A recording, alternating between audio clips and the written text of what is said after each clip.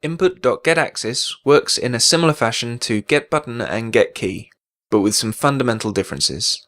GetKey and getButton both return a bool. The button is either pressed or not pressed, whilst GetAxis returns a float value between -1 and +1.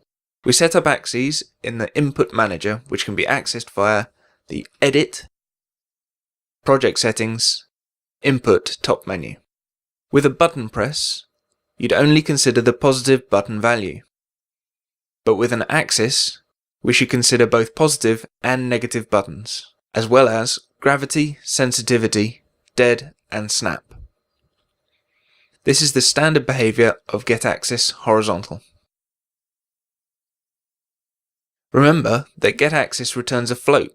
As such, it is a sliding scale between -1 and 1. The gravity of the axis affects how fast this scale returns to 0 after the button has been released. The higher the gravity, the faster the return. So if we increase the gravity from 3 to 100, we'll see this axis return to 0 more quickly.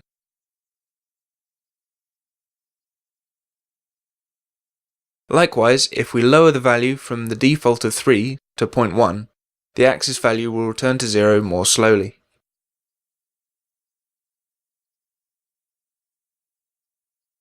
Sensitivity is the opposite of gravity and controls how quickly the return value of the input reaches 1 or -1.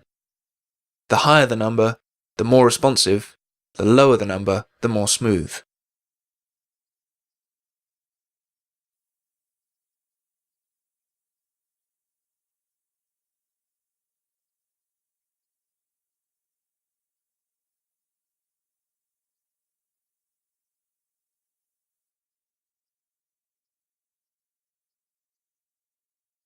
If we were using a joystick to represent our axis, then we wouldn't necessarily want to feel an effect from very small amounts of joystick movement.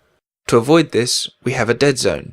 The higher the dead value is, the larger the dead zone, and the further the joystick must be moved in order for GetAxis to return a non-zero value. The snap option allows you to return 0 if both positive and negative buttons are held.